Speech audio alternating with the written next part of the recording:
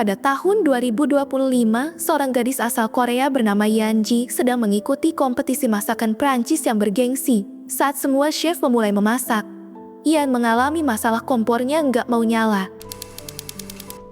Oui, que se passe-t-il? Karena waktu yang hampir habis, dengan cantik dia memejamkan matanya dan mendapatkan ide untuk memasak steak dengan teknik pembakaran jerami. Semua peserta termasuk juri kebingungan dengan tingkah aneh Ian.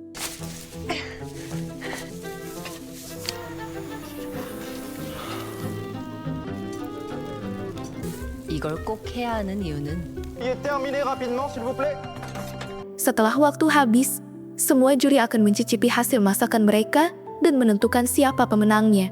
Ian menjelaskan kalau steak ini adalah masakan istana dengan teknik pembakaran jerami yang berasal dari zaman dinasti Joseon. Ian akhirnya memenangkan kompetisi itu.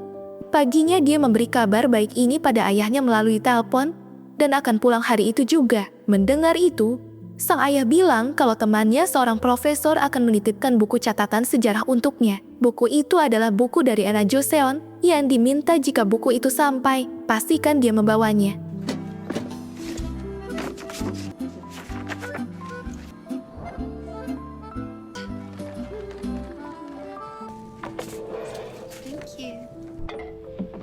Di bandara yang duduk bersama orang asing, saat mau makan, sang pilot mengabarkan ke penumpang kalau hari ini sedang ada gerhana matahari. You will see a truly special sight through the path of a total solar eclipse. Our flight is currently passing through. We hope that this eclipse is a special fortune. Just the beginning of a eclipse while in the air is considered. Tapi sialnya, penumpang sebelah Ian menumpahkan kopi sehingga membasahi tas yang berisi buku sejarah milik ayahnya. Ian pun pergi ke toilet untuk membersihkan itu. Dia pun penasaran buku apa sebenarnya yang ia bawa. Setelah dibuka, ternyata itu adalah buku resep masakan era Joseon. Dan ketika Ian membaca buku itu, tiba-tiba buku itu menyala, tepat saat gerhana matahari total menutup sempurna. 망운록? 레시피네? 요리책인가?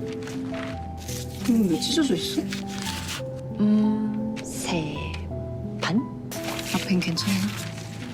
연모하는 그대가 언제인가 이 글을 읽는다면 나의 곁에 돌아오기를? 이거 조선시대 로맨스네. 뭐야?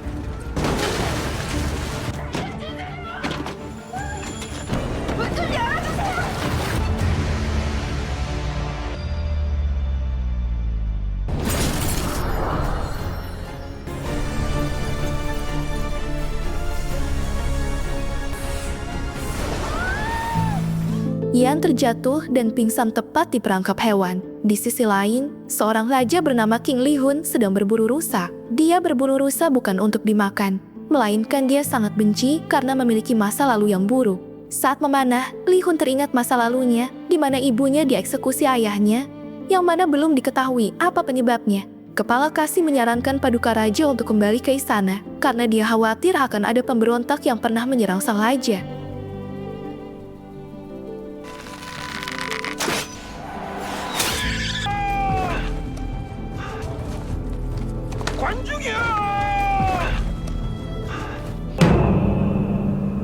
Sementara di sana, semua anggota DPR sedang upacara gerhana matahari, namun gak ada raja yang singgah di sana. Ibu Suri Agung sang nenek King Lee sangat cemas, karena dia meyakini di saat gerhana terjadi, sang raja harus bisa menahan diri untuk tidak membunuh hewan. Jika raja melewatkan ritual ini, maka langit bisa marah, dan akan muncul hantu wanita yang disebut Guinyel.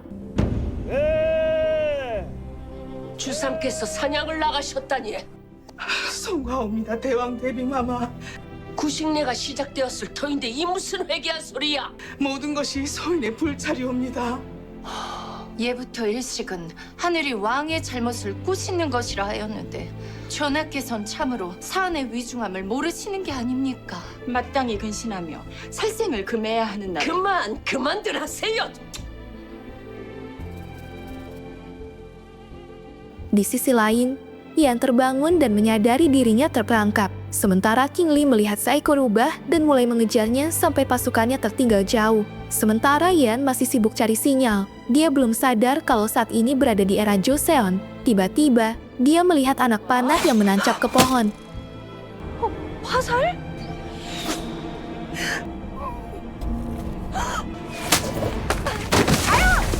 여기 사람 있다고요? Yan sembunyi di balik pohon sambil mengomel. Dan dia melihat pria tampan datang ke sana. King melihat Yan memakai baju yang aneh, merasa jadi ancaman baginya. Dia kira itu adalah kelompok pemberontak dan segera akan memanahnya. Yan yang ketakutan lari dan terus dikejar oleh King Lee sampai dia berhenti di sebuah tebing.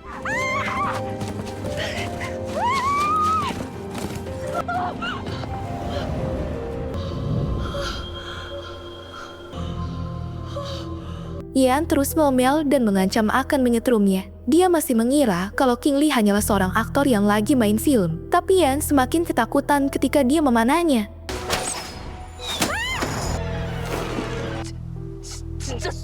Melihat itu, Yan malah semakin jengkel. Dia nantang sang raja untuk turun dari kudanya dan malah bertingkah aneh seperti ini. 태권도 검은 띠야. 아, 이거.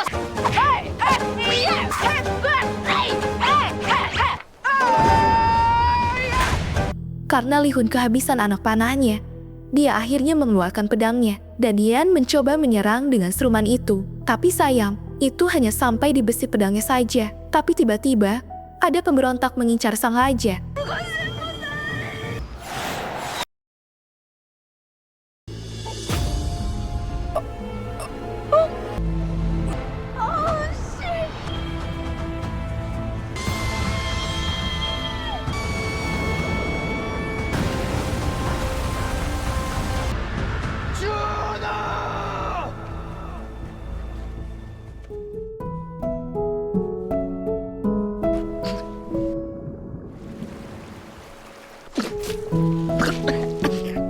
Yan tersadar di tepi sungai. Dia melihat Lee yang terluka. Enggak mau ada yang mati. Dia pun menolong Lee agar pendarahannya berhenti.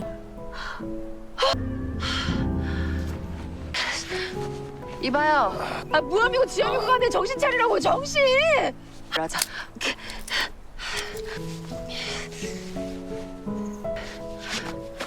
약이 어디 있을 텐데. 그냥 죽게 내버려둘 순 없지. 환자인데. 네가 아무리 사이코라도. Yan mencari ponselnya dan merogoh saku King Lee. Tapi tiba-tiba dia tersadar dan menyodorkan pisaunya. 그쪽 휴대폰 찾아가지고 119 전화를. Dia masih menganggap Yan adalah ancaman baginya dan mengira itu adalah hantu wanita yang disebut Gui Nyeo. Tapi Yan mengelak, jika dirinya jahat, dia tidak akan menyelamatkan dan membalut luka King Lee. Tapi King Lee Hun tetap keras. Ditambah Yan bersikap sangat kasar, dan dia bilang kalau dirinya adalah raja. Hal ini membuat Yan semakin yakin kalau King Lee adalah orang yang gak waras. Perkelahian pun terjadi, dan secara gak sengaja Yan berhasil membuat King Lee pingsan.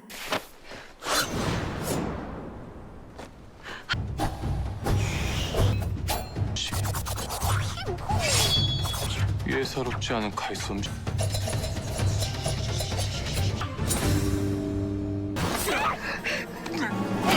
기냐?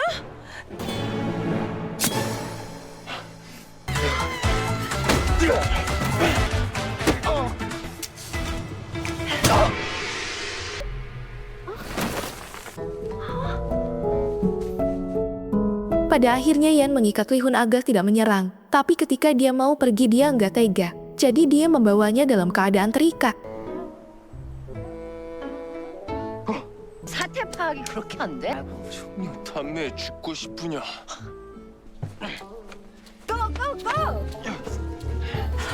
Go!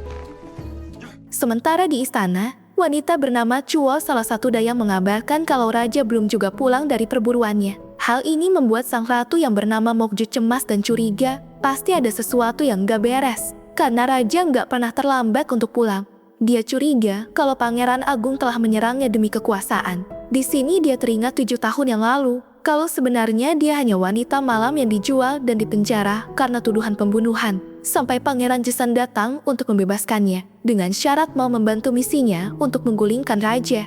Mengingat itu, Mokju langsung perintahkan dayangnya untuk mengirim pesan ke Pangeran Jesan. Ketika pesan sampai, Pangeran Jusan berkata kalau dia hanya akan menunggu sang raja mati dan merebut kembali ke pemerintahan dari tangan tiran. Di sisi lain Yean dan raja kelelahan, dan raja meminta Yean untuk mencarikan minum. Mendengar itu Yean kesal kenapa dia menyuruh-nyuruh seenaknya sendiri. Li Hun pun dengan tegas kalau Yean harus nurut dengan perintah raja. Tentu aja Yean semakin kesal dan anggap dia kurang waras. Sampai di sini, dia belum percaya kalau dia terlempar ke masa Joseon. Untuk meyakinkan Yean, raja memamerkan bajunya yang memiliki tanda khusus bahwa itu milik raja. Tapi Yean malah meledeknya kalau kostum itu biasa disewakan dengan harga 10.000. 물을 가져와라. 내 수총가라도 한잔 해야겠다. 어디 주막이 있는지 찾아보거라. 진짜 조선시대 왕이야 뭐야. 과인이 이 나라의 왕이니라. 그 가슴이 아니라 머리를 다친 거예요?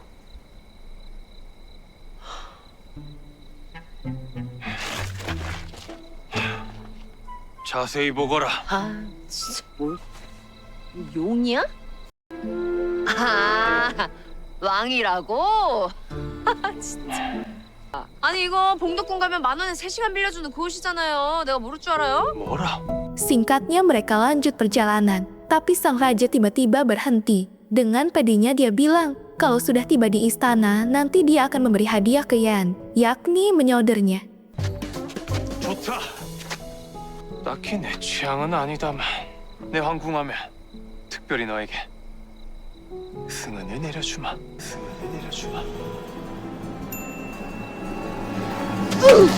뭐 승은? 저도 곱게 쳐야지. 나 진짜 어려. 내 몸에 손을 대. 내가 막말 들으면 확 거칠어지는 성격이야. 내가 아깐 당황해서 말을 제대로 못했는데 당신 대체 정체가 뭐야? 어? 난 이 나라의 왕이니라. 징하다 징해. Akhirnya, Yean menemukan sebuah rumah, tapi Li Hun tetap bersikap angkuh. Dia menendang gerbang rumah di sana, membuat Yean menegurnya kalau jangan bertingkah kasar. Li Hun bilang kalau semua di negeri ini adalah miliknya. Di sana, Li Hun melihat kalau ada bendera merah bertulisan terlarang, di mana ini menandakan daerah perburuannya. Dia memberitahu Yean untuk diam, karena mereka masih di area Geumpyo, jadi tak ada seorang pun yang tinggal di rumah ini. Mendengar itu, Yean teringat sesuatu tentang Yeon Hui-gun. Dia pun mulai bicara dengan Li Hun. 저기요. 실례합니다. 저기요. 시끄럽다. 우린 아직 금표 밖을 벗어나지 못한 것 같구나. 금표? 그래, 이곳은 과인의 사냥터라. 사람이 살지 않는 살고지 숲이. 금표. 기억났다. 연희군? 금표 그거잖아요. 연희군? 연희군이 대체 누구냐? 연희군이 자기 사냥터 만든다고 민가 허물고 백성들 막 쫓아내면서 만들었던 왕의 사냥터라는 표시. 왕이라면서. 폭군 연희군은 과인이 알지 몰라요? 못하는 조치는 없을 것인데. 몰라? 진짜? 간신배들 채용사로 뽑아서 조선 8대 여자란 여자는 다 왕한테 갖다 바치게 만들었던 그 역사를? 채용? 아니, 진짜 모르나 보네? 나를 말하는 건 아니겠지. 당연히 아니죠. 그건 몇백 년 전 역사니까. 대체 그 왕은 왜 폭군이냐? 왕이에요. Singkat cerita, Yean melihat baju di jemuran, dan dia pun mulai memakainya. 잘 됐다.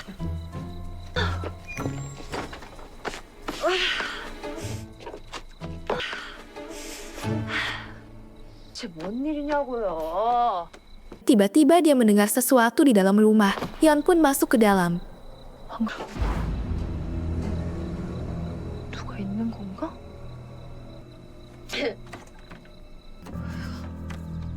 스위치가 어딨는? Dalam keadaan gelap, dia dikagetkan oleh seorang wanita. Dia bernama Seo Gilgem. Dia keluar karena Yean mencuri pakaiannya, dan Yean mencoba meminta maaf, tapi Gilgem tetap mengusirnya.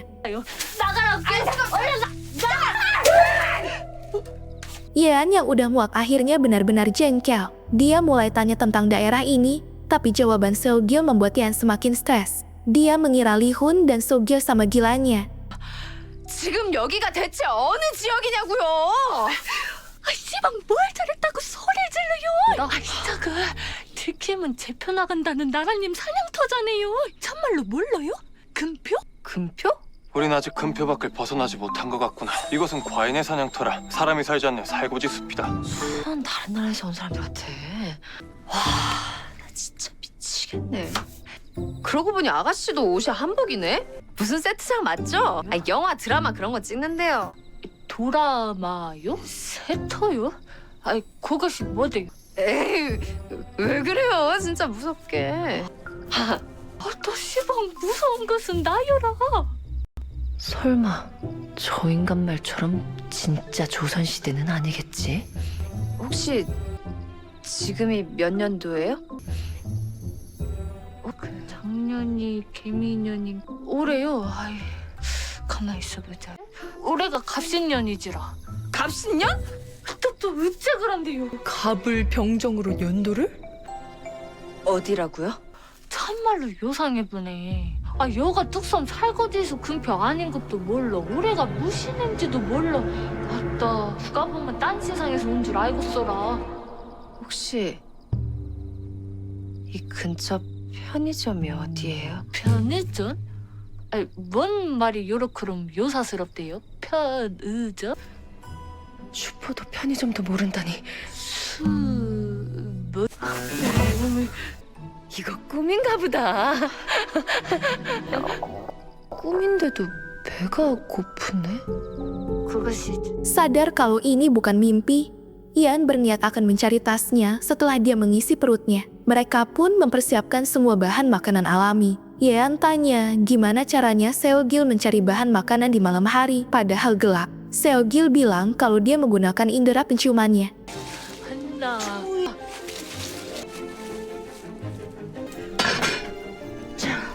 Waktu itu, Ian teringat kalau dia masih menyimpan saus di dalam saku bajunya. Dan dia langsung mulai semangat untuk memasak. 이게 진정한 간식이지.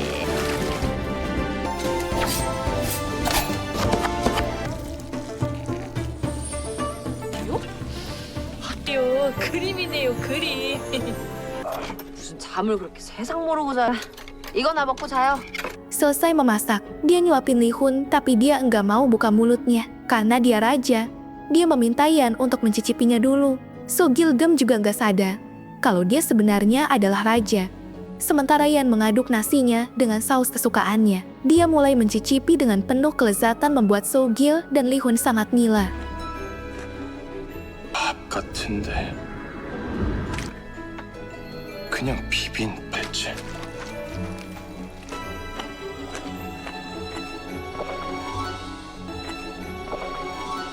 맛있네. Akhirnya, dia memberi satu suapan ke Lihun. Karena perutnya yang udah keroncongan, akhirnya dia membuka mulutnya. Dan seketika dia langsung kepedasan. 어때요? 맛있죠? Tapi pada akhirnya, Seogil merasa ada yang lezat. Dia merasa pedas hanya saat pertama kali saja. Tapi ketika dinikmati, rasa pedas itu malah bikin nagih. 맵고 괴롭고 막 그랬는데요. 이러다가 맛있단게요.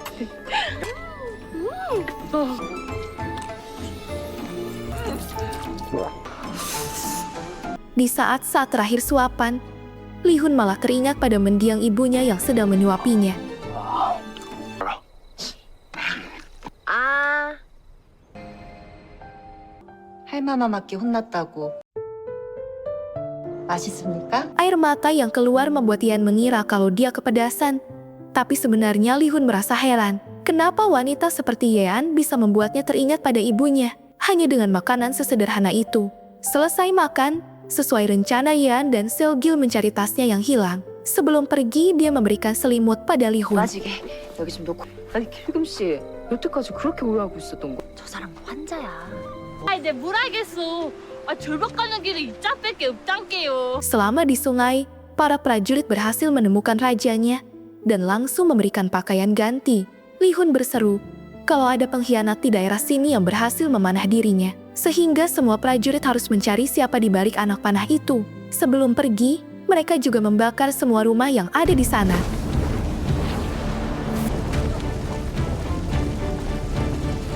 Sementara di sungai, Ian bertanya kenapa Seogil hidup sembunyi-sembunyi. Bukankah itu adalah rumahnya? Seogil menjawab kalau dia tinggal di sini hanya untuk menghindari Chae-hong yang selalu menculik wanita cantik untuk dibawa ke istana. Mendengar itu, Ian masih bilang, bukankah itu terjadi di zaman Joseon? Seogil pun ketawa dan berkata, memang kau pikir sedang di mana kalau bukan di Joseon?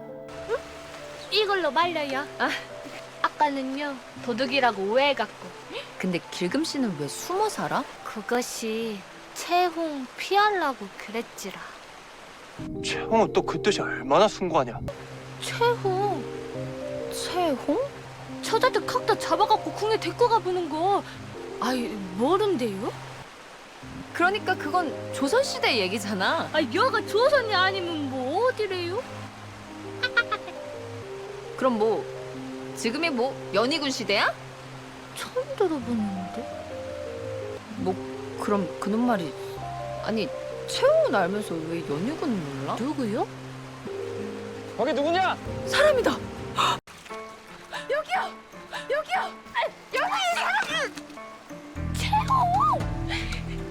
Seo-gil pun langsung menutup mulut Yan, karena ternyata yang lewat adalah Chae-hong, para perekrut wanita cantik di era Yeonhui-gun. Pada akhirnya, mereka pun ditangkap dan dimasukkan ke dalam penjara. 나가 어떻게 뒤에 살았는데. 어허! 어딜? 만 소리 질러봐야 소용없단게요. 그럼 이대로 그냥 가만히 있으라는 거야? Teriakan Yan membuat para Chae-hong lain marah, karena teriakan itu nggak akan membantunya sama sekali. Yan merasa benar-benar aneh. Dia melihat penjara ini seperti yang ada di kampung rakyat. Dan semua orang mengenakan hanbok membuat Yan berpikir apakah dia benar-benar berada di Joseon dan membuatnya semakin panik. 조선시대인 게 맞지? 아 맞다고 몇 번을 말해요.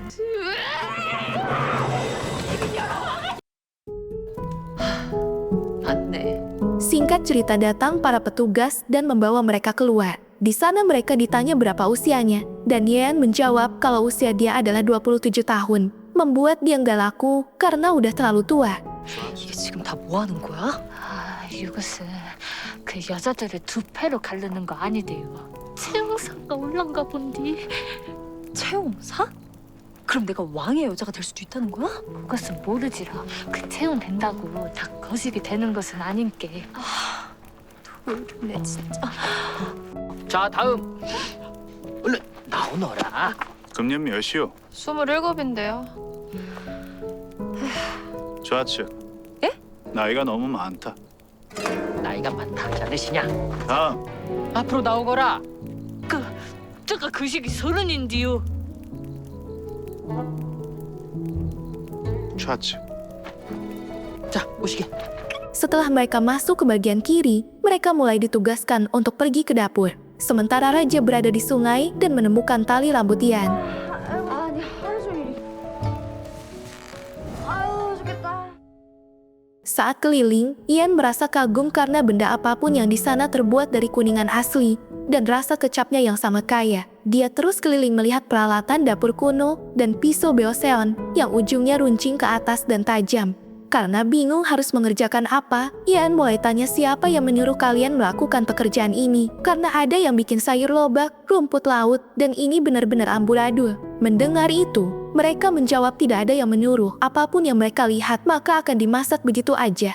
Tak lama kemudian, datang seorang pria yang mengabarkan kalau akan ada pejabat tinggi dari Hanyang akan datang berkunjung. Mereka diminta untuk membuat hidangan 9 macam lauk, jika tidak maka akan menjadi malapetaka buat mereka semua. Mendengar itu, banyak yang komplain kenapa harus mendadak, terlebih mereka hanya bisa memasak sayuran saja. Yan bertanya, jika kami bekerja dengan benar, apakah mereka akan dibebaskan? Pria itu menjawab kalau bisa siapkan hidangan yang lezat, sepertinya bisa dibebaskan. Mendengar itu Yan tanya lagi, berapa usia tamunya, dan seperti apa selera makannya? Pria itu terdiam dan hanya memaksa mereka memasak 9 macam lauk. Yan pun jengkel, katanya tamunya pejabat tinggi. Tapi mereka tidak diberitahu apa kesukaannya. Bagaimana jika mereka memasak asal-asalan? Itu pasti akan menjadi petaka. 자네는 누군가? Tak lama setelah itu, datang kelompok gubernur Gyeonggi. Dia bernama Yehong. Yan lalu bilang kalau dirinya adalah seorang chef yang nggak bisa masak tanpa tahu informasi tentang tamunya. Mendengar Yan ingin tahu detail tentang tamunya, Yehong merasa kalau Yan lancang. Yan kemudian menjawab, semua orang di sini nggak pernah bertugas di dapur. Dan nyaris tak ada bahan makanan. Apa yang terjadi jika hidangannya salah? Pasti kau tak mau itu terjadi kan? Mendengar itu, Yehong membenarkan perkataan Yan dan tanya apa solusi Yan. Yan menjawab kalau dia perlu informasi dasar. seperti selera tamu, usia, dan pekerjaan mereka. Jadi Yan bisa memasak sesuai selera walaupun bahan makanan sedikit. Ye Hong akhirnya bilang kalau Yan harus bertanggung jawab atas ucapannya. Jika ada satu kesalahan saja maka nyawanya bisa melayang. 손님이 제 요리로 만족하신다면 저희를 모두 풀어주세요. 좋다. 잠시 따르거라. Yan akhirnya diajak ke suatu tempat. Ye Hong bilang kalau tamu malam ini adalah ayah dan anak dari keluarga Im yang berkuasa dan berpengaruh. Sang ayah Im Seo Hong adalah wamen pekerjaan umum, pejabat senior di berbagai jabatan penting sejak masa mendiang raja. Dan anaknya adalah kepala sekretaris kerajaan. Dia bernama Im Song Ye yang menikah dengan Putri Hui Suk, saudari tiri dari raja. Im Song Ye juga pengawal putra mahkota yang sekarang menjadi raja. Dia adalah kawan dekat dan tumbuh bersama. Dengan kekuasaannya, Im Song Ye menghancurkan banyak keluarga dengan menggunakan Cha Hong sebagai dalih. Mereka juga sangat pilih-pilih dengan makanan. Sedikit aja ada rambut di makanan itu, maka mereka tak segan menghabisi yang masak. Begitu ada yang salah di mata mereka, maka habislah riwayat hidupnya. Setelah menjelaskan sedikit tentang tamunya, Yan merasa kalau itu sangat keterlaluan. Tapi dia akan tetap menyajikan makanan dan Im Song Ye harus menepati janjinya untuk bebasin dirinya.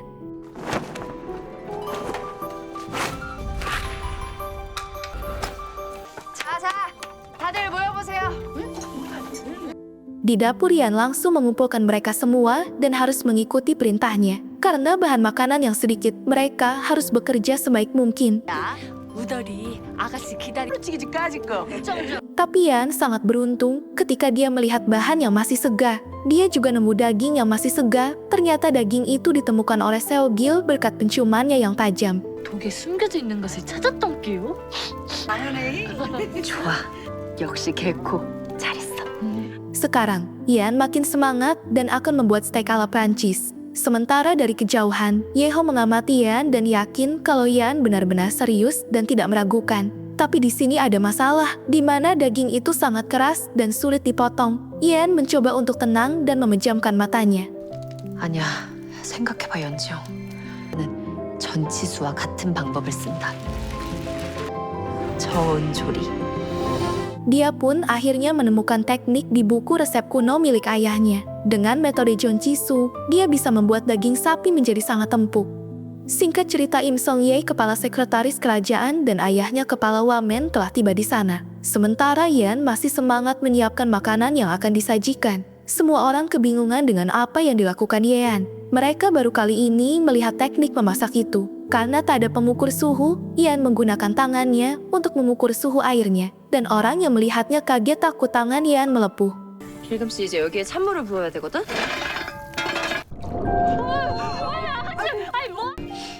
걱정 마. 그 얼굴 좀 입도 너무 커. 이렇게 큰데 점이 너무 커. 깜짝 누님을 매셔라. Karena nggak ada wanita yang cantik sesuai pilihannya, Im Song Ye memutuskan akan membawa Mi Hyang, cucu gubernur Hong, sebagai pilihannya. Tapi Ye Hong sebagai ayahnya tidak setuju dengan pilihan itu, karena Mi Hyang masih anak-anak. Tapi Song Ye menegaskan bahwa semua ini hanya untuk paduka raja. Dia mengatasnamakan Chai Hong sebagai dali untuk membawa paksa semua wanita pilihannya. Ye Hong mengalihkan pembicaraan ini dengan mengajaknya untuk makan malam dan disambut oleh ayahnya yang menjabat sebagai gubernur. 어서 들어오시게. 그래. 전학께 어서는. Di sana gubernur Hong langsung menjamu makanan untuk mereka, makanan yang dibuat oleh Yean. Melihat makanan itu, Song Ye tiba-tiba bilang tak bisa menerima makan malam ini. Dia bilang, seharusnya gubernur Hong menyajikan makanan yang mencerminkan alam dan adatnya, agar kita mengenali geografi, masyarakat, dan keberhasilan panen melalui hidangannya. Tapi, yang dia lihat sekarang justru beberapa potong daging saja, dan ini tak ada bedanya dengan makanan orang barbar. Dia merasa gubernur Hong gak niat, padahal mereka datang ke sana mengemban tugas dari istana. Ye Hong lalu berkata kalau malam ini ada masalah dengan pelayan dapur, karena ada kesalahan dari koki baru mereka. Dan Ye Hong meminta maaf jika suguhan makan malam ini kurang sopan. Begitu juga dengan gubernur Hong, dia juga meminta maaf atas kelalaiannya dalam situasi ini. Untuk menebus kesalahannya, Ye Hong akhirnya akan memanggil koki dan menghukumnya. 어서 찬방에 있는 숙수들을 끌고 오라 일러라. 예, 참복 나으리. 무릇 사대부의 음식이란 그 지역의 자연을 고루 활용하여 남기는 것 없이 만들어야 하는 법이다. 헌데 이 반상의 음식은 그저 육고기에 지나지 않으니 어찌 대체 얼마나 무슨 일인 거지? 있겠느냐? 아직 먹지도 않았는데? 지금부터 그 죄를 엄히 다스리도록 하겠다. 트집인가? Mereka semua ketakutan dan Ian merasa ada yang tak beres karena suguhannya dianggap tak layak. Ketika dia melihat, ternyata makanan itu sama sekali belum dicicip. Ian pun bilang, jangan mengkritik sebelum mencoba makanannya, apalagi menghukum mereka tanpa alasan apapun. Agar adil, Ian meminta pejabat tinggi itu mencicipi makanannya. Jika tidak enak, Ian siap dihukum. Setelah itu, Im Song-ye bilang kalau dia akan menunjukkan sesuatu yang sudah disiapkan, yang ternyata itu adalah cucu Gubernur Hong yang akan dia bawa ke istana. Hal ini membuat Gubernur Hong murka dan sangat marah dengan tindakan ini. Tapi Im Song-ye bilang, jika makanan yang disajikan sangat enak, maka dia akan pergi tanpa membawa cucunya. Tapi jika tidak enak, maka dia akan pergi membawa cucunya. Sambil memperlihatkan paket Chai Hong, dia berkata bahwa ini adalah perintah dari istana. Ye Hong meminta mereka untuk segera mencicipi makanannya. Tapi Im Song-ye bilang kalau dia akan memberi pelajaran juga pada semua koki. Jika hidangan ini tidak mengandung esensi alam, apakah Ian bersedia korbankan nyawanya? 사람의 탈을 쓰고 부끄럽지도 않냐 그 말일세. 아이고 진정하세요 영감. 이러다 잘못하면 3대가 끊겨 홍경달 영감께서 이러시면 제가 못 들은 것으로 하지요. 저 양반놈이 채용사구나. 아까 말씀드린 대로 전현이 만든 음식이 제 마음을 움직이면 그땐 전부 없던 일이 되는 겁니다. 아, 그 전에 이 음식을 만든 전현도 단도리를 해야겠습니다. 만일 이 반상에 자연이 담겨 있지 않으면 네 목이라도 내놓겠느냐? 예, 알겠습니다. 이제 반상의 음식을 드셔보시지요. Akhirnya, mereka mencicipi makanan itu. Dan inilah yang mereka rasakan.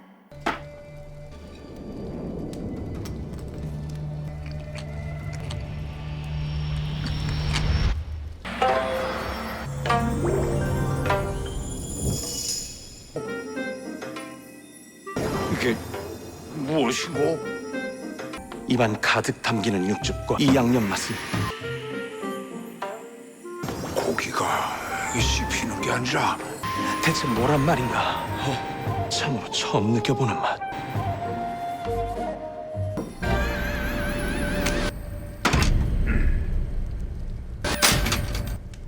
이것은 그저 Im Song-ye yang sebenarnya merasa kagum dengan masakan ini. Dia pun bohong kalau makanannya sangat tidak enak. Hal ini membuat Ian sadar kalau Im Song-ye benar-benar pejabat yang sangat licik, hanya demi membawa cucu gubernur. Begitu juga dengan Gubernur Hong. Untuk memastikan kalau makanan ini benar tidak enak, dia mencoba mencicipinya. 흔하디 흔한 쇠고기 수육이 아닌가? 자네는 지금 거짓말을 하고 있네. 헌데 자네는 내 손녀딸을 채용하기 위해 거짓말을 하고 있구나. Gubernur langsung teriak kalau Im Song-ye telah berbohong, karena dia sendiri belum pernah merasakan makanan seperti ini sepanjang hidupnya. Gubernur yakin Im Song-ye bohong hanya demi bisa membawa cucunya. Dia pun bersumpah kalau pengkhianatan ini akan membuat rakyat dan langit sangat marah. Tapi, Ye Hong menghalangi ayahnya untuk tetap tenang dan berbalik ke arah Ian untuk dihabisi. 잠깐!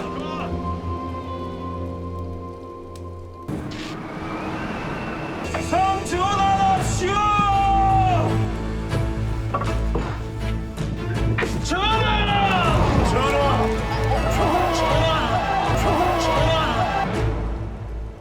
네 말이 사실이라면 이 목소리는 설마 그놈은 아니겠지? 과인이 한번 먹어보겠다. 맙소사, 전하? Raja Lihan bilang, ini makanan yang rasanya paling enak di negara ini. Dia baru kali ini merasakan bumbu dan daging sapi yang sangat lembut. Dan dia bertanya, kenapa Song-ye mengkritik makanan ini separah itu? Im Song-ye pun menjawab, kalau hidangan itu hanya cocok untuk paduka raja, seorang pemimpin bangsa. Jadi wajar, lidah Song-ye tidak bisa mengapresiasi rasanya. Mendengar itu Yaan semakin murka dan mengakui kehebatan Im Song-ye dalam hal berbohong. Setelah itu, sang raja mulai tanya berapa usia Yaan dan apakah sudah punya suami. Yean pun menjawab dengan jawaban yang bikin sang raja plonga-plongo. 네 이름이 무엇냐? 연지영입니다. 영가라. 나이는? 27이요. 멋이라. 허허, 보기보다 나이가 있구나. 그럼 지아비가? 저 아직 미혼이에요. 저런. 그럼 넌 어느 쪽에서 왔느냐? 진짜 말을 해? 바로? 안 믿을 것 같은데.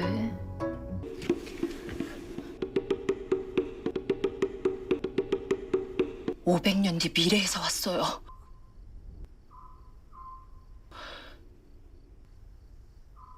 설마 믿어주는 거야? 그렇고 믿어주시는 거예요? 정신이 온전치 않은 것은 아쉽다만.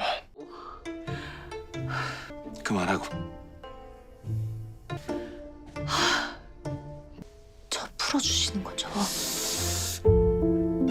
Setelah itu, Im Song-ye melanjutkan tentang cucu Gubernur Hong. Li Han menjawab kalau dia akan membawanya ke istana. Dan karena dia merasa lelah, Li Han meminta semua orang keluar. Tapi Gubernur Hong justru masih duduk di sana. Gubernur Hong bilang kalau Li Han tak punya rasa malu di hadapan mendiang raja dan mengabaikan urusan negara karena tenggelam dalam pelukan wanita dan meremehkan kehidupan rakyatnya. Gubernur Hong bilang seperti itu karena dia merasa tidak mendapatkan keadilan karena cucunya harus dibawa ke istana demi keperluan pribadi raja. Mendengar perkataan itu, Li Han pun marah. Selama ini dia ternyata sudah tahu kalau Gubernur Hong adalah penyebab kematian ibunya, sehingga dia akan menghukum Gubernur Hong dengan mengasingkannya selama bertahun-tahun. Di sisi lain, Yan menyadari sesuatu. Dia terdampar ke era Joseon setelah membaca buku kuno yang berjudul Mangunro. Jadi dia harus berusaha mencari tasnya yang hilang dan meminta bantu Seo Gilgem untuk mendapatkannya. Tak lama kemudian, Ye Hong pun datang untuk menepati janjinya. Dia membebaskan Yan dan Gilgem untuk pergi dari sana. Mereka langsung memanfaatkan momen ini untuk pergi mencari tasnya.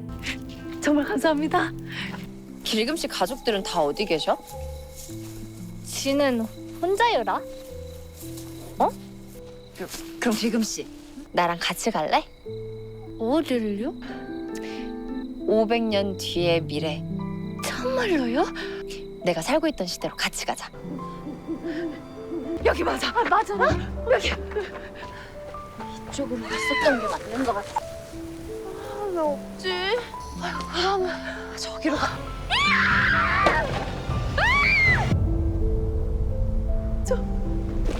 전화. Tapi tak lama kemudian Yan dikagetkan kedatangan paduka raja.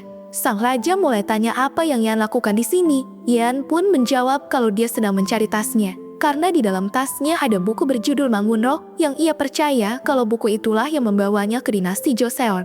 Mendengar itu, Li Han sang raja pun mulai paham. Dia melihat keberadaan tas itu dan menyuruh ajudannya untuk mengambilnya.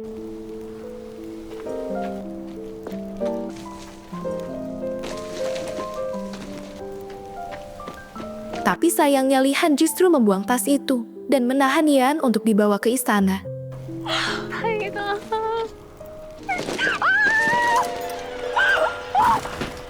아니 지금 뭐 하는 거야? 이제 도망갈 이유가 없어졌구나. 전하, 시키는 건 뭐든 다 할 테니까 제발 꼭 가방 좀 찾아주세요. 뭐든 하겠다. 네. 예? 대체 왜 이렇게까지 하는 건데? 진짜 총만 있으면 진짜 한 방에 쏘는 건데.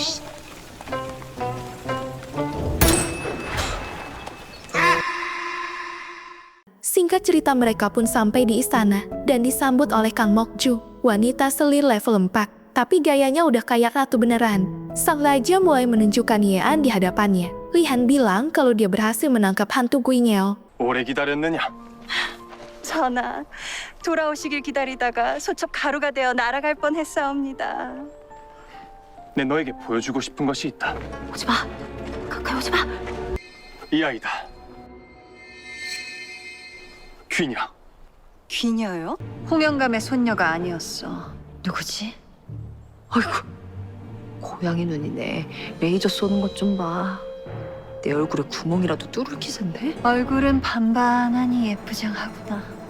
전하 깨워서 마음에 드신 게 분명해.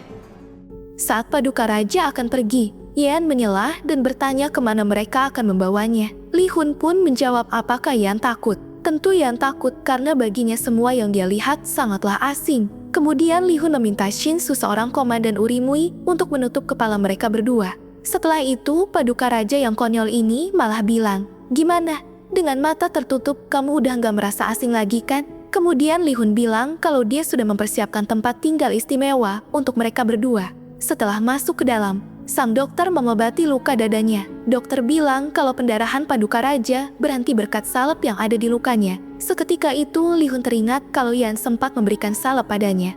Oke guys, aku kasih tahu ya, Kang Mokju adalah selir junior keempat dari selir Yuhyun. Tapi kita sebut saja dia Ratu, karena berperan penting dalam cerita ini. Ratu bilang ke Raja, siapa yang hentikan pendarahannya? Paduka pun menjawab kalau Guinyol lah yang menolongnya. Sementara Yan, dia merasa gagal paham. Tempat istimewa yang Raja katakan dia kira seperti hotel bintang 5, tapi nyatanya malah kandang kambing. 참 대단한 양반이야. 그 양반이 살아남았으니까 그걸로 만족합시다. 내가 5성급 호텔은 아닐 줄 알았지만 Ratu merasa ada yang salah. Dia nggak percaya kalau Yan adalah Guinyol yang jatuh dari langit. Dia ingin semua Dayang mencari tahu siapa sebenarnya Yan. Tapi Dayang senior kemudian memberikan saran kalau Ratu lebih baik tanya sama kepala sekretaris kerajaan. Tak lain tak bukan dia adalah Im Song-ye.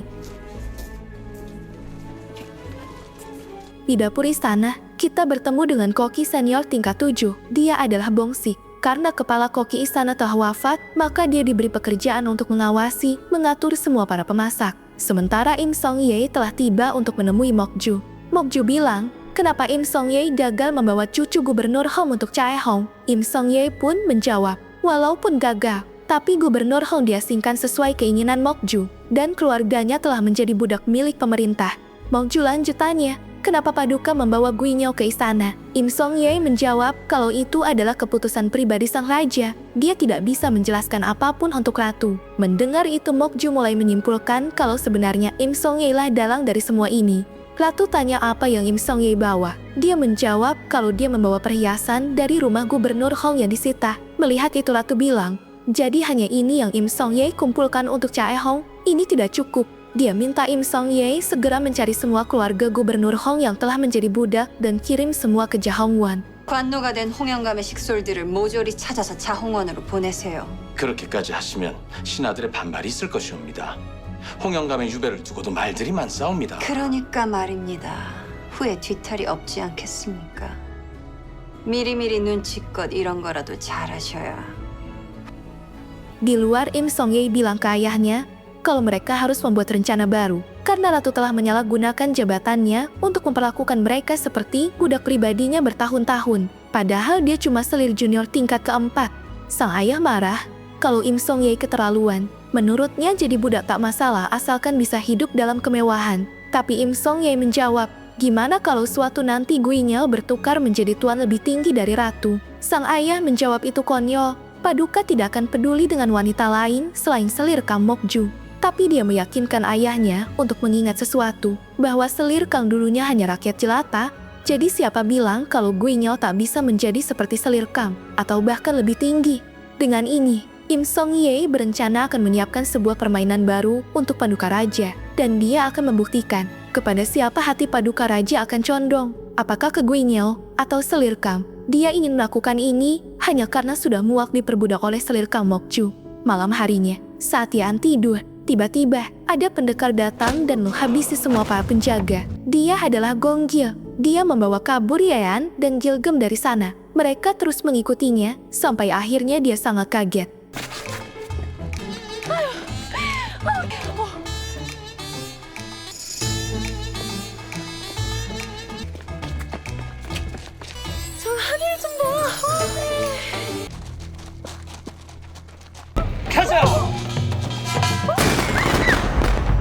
달밤의 산책은 즐거웠느냐? 지금 뭐 하는 거예요? 잠깐 보내주시오. 한피였어? 잠시들 멈추어라! 방궁하옵니다, 전하.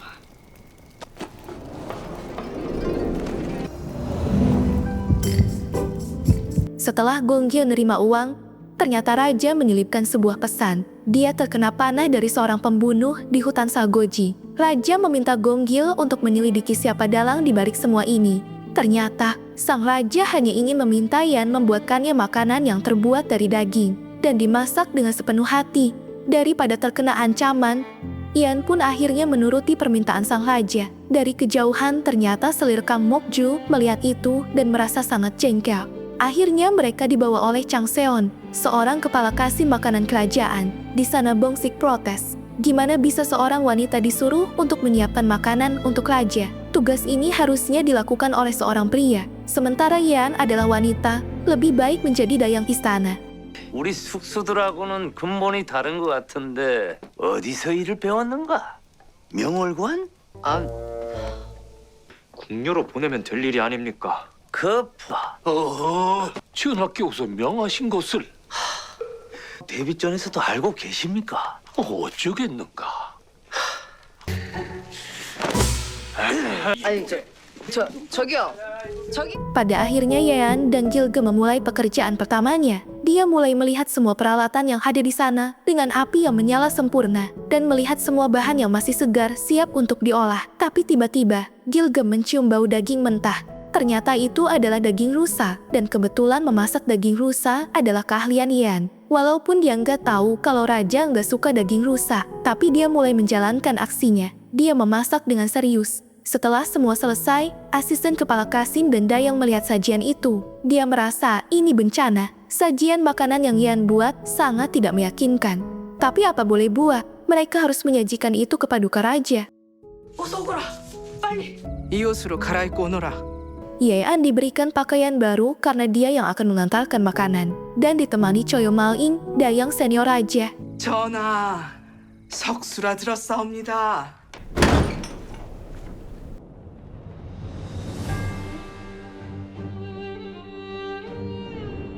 다 큰 남자가 옷을 왜 풀어헤치고 있는 거야? 진정하자. Sebelum makan, Raja minta Yan untuk menjelaskan makanan yang dia buat. Yan menjelaskan kalau makanan ini berasal dari masakan kerajaan Istana Versailles yang disebut hidangan adiboga Prancis. Saat tutup mangkuk dibuka, sang raja sedikit bingung melihat penyajiannya yang aneh baginya. Tentu aja dia bingung, karena makanan ini berasal dari 500 tahun di masa depan. Yan pun mulai menyiapkan makanannya. Dia mengaduk makanan itu dengan sumpit yang khas era Joseon. Raja pun kebingungan, dia nggak yakin makanan itu enak, tapi dia tetap mengamati Yan menyajikan makanan itu dan mempersilahkannya. Sebelum makan, Raja minta Mal-im untuk mencicipinya dulu. Setelah semua baik-baik saja, Raja mulai mencoba makanannya, dan ketika dia makan, 기미하거라. 예. 드셔보세요.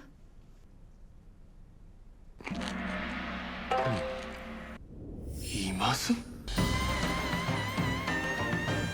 늘 먹던 육회인데 강렬한 듯하면서도 수줍고. Raja langsung terbawa suasana perburuan rusanya. Padahal dia nggak suka makan rusa, tapi kali ini dia benar-benar merasakan kelezatan yang tiada tara. Dan selanjutnya adalah hidangan bubur susu kental kacang polong. Saat Raja mengendusnya, dia bilang kalau aromanya sangat unik. Semua masakan Yan benar membuat Raja sangat terkesan. Rasa yang unik, aroma yang lezat, membuatnya sangat ketagihan dengan masakan Yan. Dan yang terakhir adalah hidangan utama, yaitu bintang dari Haute Cuisine Viande. 그럼 다음은 오트 퀴즈의 꽃 미앙드. 어떡하지? 어떡하죠, 진짜? 아, 진짜. 이것도 육회가 아니냐? 아무래도 과인을 또 놀리는 것 같은데. Raja bilang, kenapa ini daging mentah? Yan menjawab kalau itu adalah lidah rusa dan tidak dimakan mentah-mentah. Lalu Yan mengajarkan cara menyajikan makanan itu. Melihat keunikan yang belum pernah dia lihat, Raja mulai berbisik dalam hati. Dia merasa kemampuan Yan melampaui segalanya dari masa ini. Dia bertanya-tanya dari mana sebenarnya asal Yan. Sampai akhirnya Raja bertanya, dari mana Yan belajar semua ini? Yan menjawab kalau ini sulit dipercaya, karena dia akan bilang kalau dirinya adalah dari masa depan. Ketika Mal-im ingin mencicip makanan utama itu, Raja bilang tidak usah, biarkan Yan yang mencicipinya dulu. Melihat Yan memakan makanan itu, Raja mulai terbayang dengan sosok ibunya. Dia adalah permaisuri Yan yang digulingkan. Karena terbawa suasana, Raja meminta Yan untuk menyuapinya. 나에게 또한 좀 주어라. 예.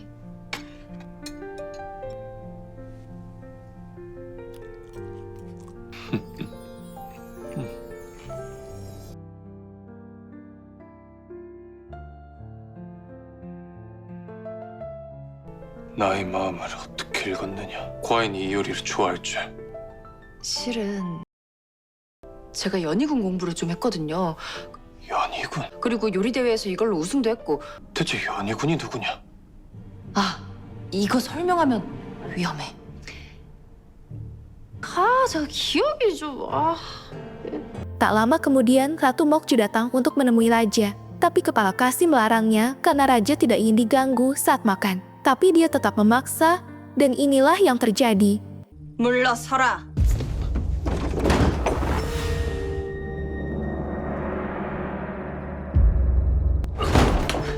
아니 되옵니다, 마마. 아니 이게 되옵니다. 왜 소란이냐? 내 아무도 들이지 말라 했거늘. 전하, 수건이옵니다. 명나라에서 귀한 그림 한 점이 들어와서 찾아왔사온데. 그게 좋겠다. 수건은 그만 물러가시게. Mendengar itu Mokju sangat sakit hati, karena Raja tidak ingin menemuinya dan lebih memilih menikmati makanan bersama Yan. Sementara di dalam, ketika Yan akan pergi, Raja menarik tangannya. Dan di sini mulailah tatapan merdu berkekuatan Super Genset yang mungkin akan membuat Raja konslet untuk menyodernya. 제가 이쯤에서 일어나는 게... 너는 보통 여인이 아니야. 과인은 너로 정했다. 대체 뭘? 왜 나로 정해? 왜? 그렇다고 얼굴을 이렇게 가까이 들이대면 어떡해? Saat kembali Yan mulai mikir, Raja bilang kalau dia memilihnya. Dia berpikir sejarah akan berubah jika dia terpilih menjadi selir raja. Tiba-tiba dia dikagetkan oleh Im Song-ye. Mereka mulai ngobrol untuk pertama kalinya. Im Song-ye bilang kalau dia punya perintah untuk Yan. Im Song-ye minta Yan untuk memberitahu semua yang Yan ketahui setiap melayani paduka raja. Dalam hati Yan berkata, ini pasti disuruh jadi mata-mata secara gratis. Yan pun bilang kalau dia takut dan gak bisa jalani perintah itu. Im Song-ye menjawab apakah Yan tidak butuh sekutu di istana ini. Im Song-ye pun bilang, asal kau tahu, saat kau melayani paduka raja, selir Kang Mokju datang ke sana bukan? Dan perlu kau ketahui, bahwa itu adalah pertama kalinya raja menyuruhnya pergi. Tentu aja selir Kang akan mulai mengawasi Yan sampai kapanpun, dan akan berusaha membunuhmu. Mendengar perkataan itu, Yan pun mulai ketakutan. Tapi Yan punya syarat untuk menjalankan semua ini. Sementara di dapur, Koki Mansu mencoba bubur buatan Yan. Nice. Esok paginya, Im Song-ye datang menghadap raja dengan membawa setumpuk surat. Surat itu berisi pengunduran diri para menteri. Alasannya karena mereka kecewa raja nggak hadir dalam upacara keselamatan saat gerhana, serta keputusan mengasingkan Gubernur Hong. Para menteri menuntut keadilan. Jika Gubernur Hong diasingkan karena dianggap berkhianat, maka Gui Nyeo yang tertangkap dengan tuduhan sama seharusnya dijatuhi hukuman mati. Raja tersinggung. Menurutnya hanya dia yang berhak menentukan kapan seorang penjahat dijatuhi hukuman. Karena emosi, Raja segera pergi ke aula pemerintahan dan memerintahkan agar Gui Nyeo alias Yan dibawa ke sana. Di ruang pengadilan, para pejabat menuntut konsistensi hukuman. Mereka menganggap keputusan membiarkan Gui Nyeo bekerja di dapur istana sangat tidak adil. Raja muak dengan desakan itu, namun para pejabat terus mendesak, menyebut Gui Nyeo sebagai perempuan licik yang telah menipu raja sekaligus Gubernur Hong hingga menimbulkan kekacauan. Perdebatan semakin panas ketika Im Seo Hong menegur bahwa para pejabat sudah melampaui batas, karena keputusan raja jelas memiliki maksud yang tak bisa mereka fahami. Mereka meminta agar Gui Nyeo dieksekusi dan hukuman pengasingan Gubernur Hong dicabut. Mendengar itu, raja menantang balik dengan pertanyaan keras, apakah mereka ingin punya raja seperti boneka? Tepat saat itu pintu terbuka dan Yan masuk dalam keadaan terikat. 전하, 지역을 잡아 대령하였사옵니다. Di sisi lain ratu dan dayangnya yang bernama Chuo merasa berhasil menyebarkan rumor bahwa Gui Nyeo adalah penyebab pengasingan Gubernur Hong. Ratu tampak puas karena tahu rumor itu sudah menyebar luas di istana, yang ternyata merekalah dalang dibalik semua ini. Chuwol yakin kalau Guinyao akan kehilangan nyawanya. 마땅히 극형으로 다스리시어 군왕의 돌을 바로 세우소서.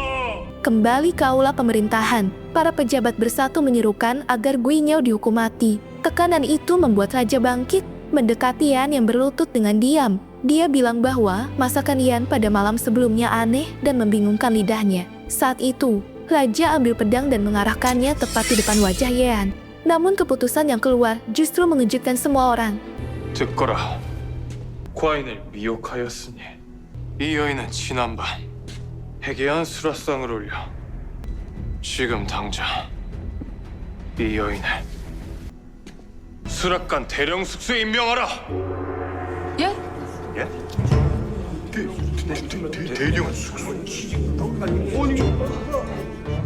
Bukannya ngasih hukuman mati, raja justru menunjuk Yan sebagai kepala koki istana. Semua pejabat merasa konyol, tak percaya dengan keputusan yang berlawanan dengan dugaan mereka. Keesokan paginya, Yan memulai hari pertamanya sebagai kepala koki istana. Sementara Gilgem sangat bahagia karena akhirnya bisa bekerja di dapur istana. Namun, Gilgem khawatir kalau para koki senior akan bersikap kasar seperti sebelumnya. Yan menanggapinya, mengatakan kalau ia tak akan membiarkan siapapun merendahkan mereka. Di dapur, Koki Elm tengah mengawasi para bawahan. Tiba-tiba kepala Kasim bersama Kasim Yan masuk bersama Yan. Kasim Yan mengumumkan bahwa Yan kini resmi menjabat sebagai kepala koki istana. Yan memperkenalkan diri lalu mengenalkan Gilgem sebagai asistennya. Senyum ramah itu justru membuat para koki lain makin kesal karena banyak dari mereka tidak menyukai keberadaan Yan. Koki Maeng mulai angkat bicara. Ia meremehkan Yan, mempertanyakan kemampuan apa yang membuat seorang perempuan diangkat jadi kepala koki. Dia jelasin kalau dapur istana punya hampir 400 staf yang terbagi dalam 2 shift, dan tanggung jawab memimpin mereka sangat berat. Jabatan itu seharusnya didapat lewat jenjang panjang, bukan tiba-tiba diberikan. Yan cuma santai, kagum mendengar jumlah staf sebanyak itu, bahkan menyamakan dapur istana dengan hotel besar. Bahasa aneh Yan bikin Koki Eom semakin emosi. Menurutnya, Yan tak mungkin mampu mengemban tugas besar itu. Dia menyarankan Yan pergi saja sebelum dipermalukan.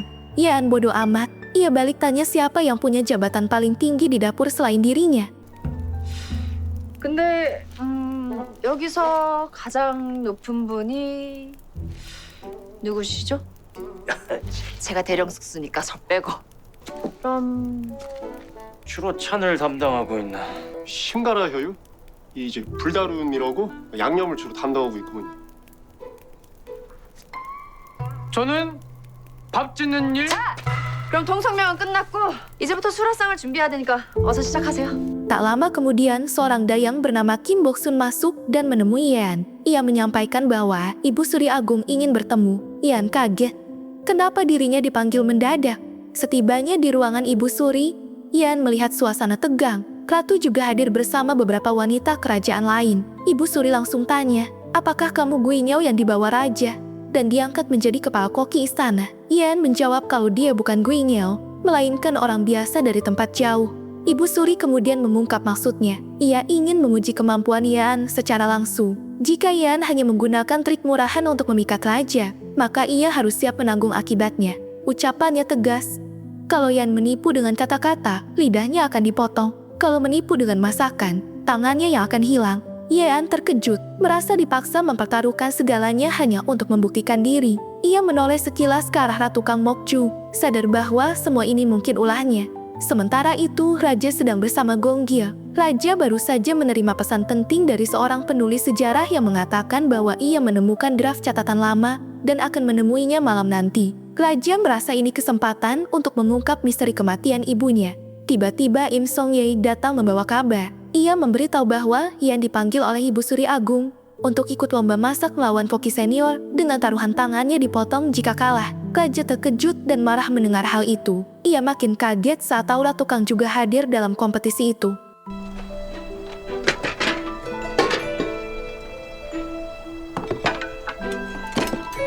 Kompetisi akhirnya dimulai. Ibu Suri bersama para bangsawan duduk di tempat kehormatan. Di sana Ratu Kang Mokju cuma bisa menatap sambil ngomong dalam hati. Menurutnya, sebesar apapun usaha Guingel, itu percuma. Soalnya Ibu Suri Agung sama sekali nggak peduli sama makanan. Ada satu hal masakan yang sebenarnya jadi keinginan Ibu Suri. Dan itu nggak akan bisa Yan lakukan. Tapi tiba-tiba pengawal mengumumkan kedatangan raja. 주상전환합시오.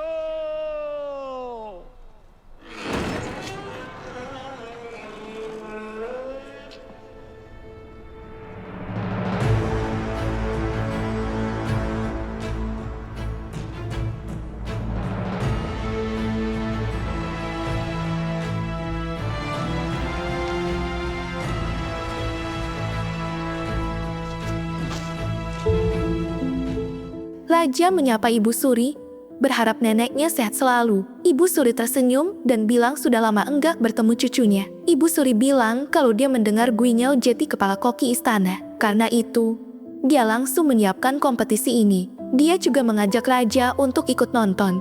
Raja menanggapinya dengan serius. Dia tahu betul yang dipertaruhkan di sini bukan cuma masakan, tapi tangan dan lidah Yan yang jadi taruhan. Ibu Suri tertawa kecil, menyindir kalau cucunya datang karena terlalu peduli pada seorang Guingel. Tapi Raja langsung memotong ucapannya. Dia bilang kalau Ibu Suri sudah melampaui batas. Guingel adalah kepala koki istana yang dia tunjuk sendiri, dan itu berarti orang yang berdiri di bawah perlindungannya. Ibu Suri pun menjawab, semua akan selesai kalau Guingel bisa menang. Dia juga bilang para menteri masih keberatan dengan keputusan Raja, dan mereka nggak akan tenang sebelum ada tindakan jelas. Raja lalu tanya, kalau gitu, apakah koki lain juga akan kehilangan tangannya kalau kalah? Ibu Suri bilang kalau koki istana sudah diakui dan teruji. Jadi mereka beda, tapi Raja langsung menantang balik. Menurutnya kompetisinya nggak adil. Kalau mau benar-benar menarik, resikonya harus sama. Akhirnya Raja mengumumkan, selain koki yang menang, yang kalah akan kehilangan tangan mereka. Semua orang terdiam. Pengawal langsung membawa pemotong jerami untuk undian eksekusi. Suasana langsung berubah tegang. Semua koki termasuk Yan, kelihatan kaget sekaligus ketakutan dengan taruhan gila yang diumumkan Raja. 알겠느냐? 작두를 대령하라.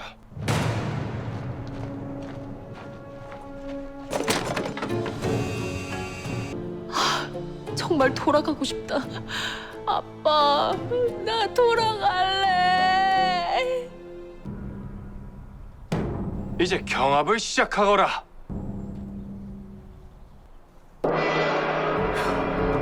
어쩔 수 없다. Apakah Yan akan memenangkan kompetisi ini? Atau dia akan kehilangan tangannya? Subscribe channel Plotflix-nya. Kita lanjut di part 2. Buat kamu yang penasaran, share video ini dan tulis pendapatmu di kolom komentar. Sampai jumpa di video part 2. 네가 미래에서 온 것이 사실이라면 보여주거라.